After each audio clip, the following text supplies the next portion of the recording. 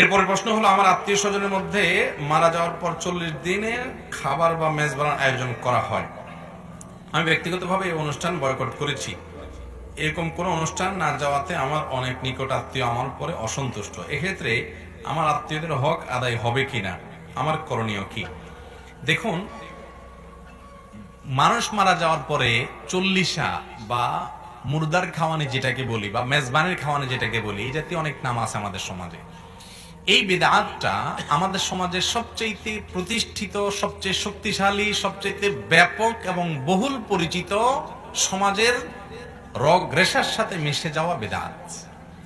মানুষ মারা যাওয়ার পরে এলাকাবাসীকে 40তম দিনে ডেকে খাওয়াইতে হবে বা এততম দিনে ডেকে খাওয়াইতে হবে, এরকম কোন আনুষ্ঠানিকতার কথা কোরআন হাদিস আমাদেরকে বলে নাই। বরং এটা আমাদের হিন্দু ভাইদের একটা কালচার আছে, শ্রাদ্ধ। সে শ্রাদ্ধ অনুষ্ঠান থেকে এটা উঠে আসছে। আপনি গুগলে গিয়ে শ্রাদ্ধ লিখে সার্চ দিলে দেখবেন যে শ্রাদ্ধ কাকে বলা হয়। শ্রাদ্ধই হলো হিন্দু ধর্ম মতে, তাদের ধর্মটা তারা করেন, সেটা তাদের ব্যাপার। কিন্তু একজন মুসলিম আরেকজনেরটা ধার করে এনে সেটাকে ইসলামের নামে চালিয়ে দিতে পারেন না। মান তাশাব্বাহা বিকওমিন ফাহুয়া মিনহুম, আবু দাউদের হাদিসে আছে, অন্য জাতি অন্য ধরনের মানুষের সাদৃশ্য গ্রহণ করলে তাদের অন্তর্ভুক্ত হওয়ার ভয় আশঙ্কা আছে।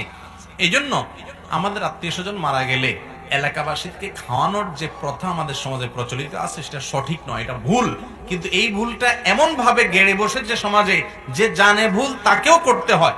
না করলে এলাকাবাসী বলে, কি মানুষ ছিল লোকটা, কি ছেলে মেয়ে রেখে গেছে, একটু কাউকে হাতও ধোয়ায় নেই। বলে কি বলে না? হাতও ধোয়ায় নাই। আমি বলি, ভাই হাত ধোয়াইতে হবে আরেকজন, আপনার হাত কি লুলা হয়েছে? আরেকজন হাত ধোয়াইতে হবে আপনার। এখানে হাত ধোয়ানো বলতে সে হাত ধোয়ানো না। হাত ধোয়ানো মানে কি? একটু খাওয়ানো আর কি। ভাইরা আমার, মানুষ খাওয়ায় কখন? আনন্দের চোটে, খুশির চোটে। আপনার ছেলে হয়েছে, খুশির চোটে আপনি আকিকা খাওয়াবেন। আপনি বিয়ে করছেন, নতুন বউ ঘরে আসছে, খুশির চোটে মানুষকে ওলিমা খাওয়াবেন।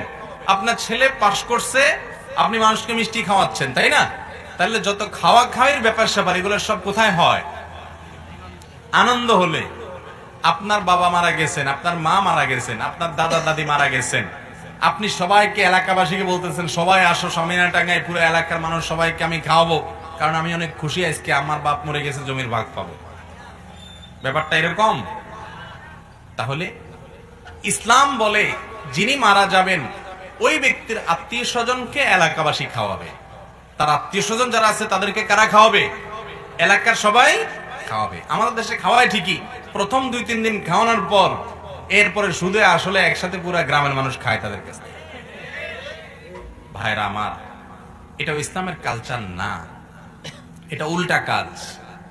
যে ব্যক্তি তার আত্মীয় স্বজনকে হারাইছেন, মা বগেরে মারা গেছেন, বাপ মারা গেছেন, সন্তান মারা গেছেন, ভাই বোন মারা গেছেন, তাদের মন খারাপ, তাদেরকে এলাকাবাসী যত পারেন খাওয়ান, যতদিন পারেন খাওয়ান। কিন্তু তাদের কাছ থেকে আপনারা এলাকাবাসী গিয়ে খাবেন, এটা জায়েজ নাই। নাম দেয় হলো গরিবের খাওয়ানি। কিসের গরিবের খাওয়ানি? বলে যে গরিব তোরা দূরে দাঁড়া, চেয়ারম্যান সব খেয়ে যাক আগে। ঠিক না? ঠিক। এই যে ব্যাপার, এই ব্যাপারগুলো কিন্তু বর্জনীয়। আমাদেরকে এগুলো সমাজ থেকে দূরে সরাতে হবে। এগুলো যদি আপনি করতে যান, অনেকে ভুল বুঝবে, ভুল বুঝুক, কিন্তু অন্যায় আমাদেরকে সমাজ থেকে বিদায় করতে হবে।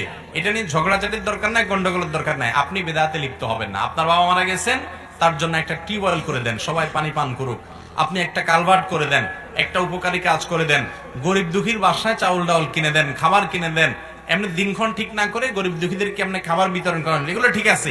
কিন্তু দিনক্ষণ ঠিক করে এটাকে আমাদের সমাজ যেরকম প্রথা বানিয়ে নিয়েছে, সেরকম প্রথা বানিয়ে মুর্দার খাওয়ানো মেজবানের অনুষ্ঠান করা, এটা জায়েজ না। আল্লাহ আমাদেরকে বুঝার তৌফিক দান করুন।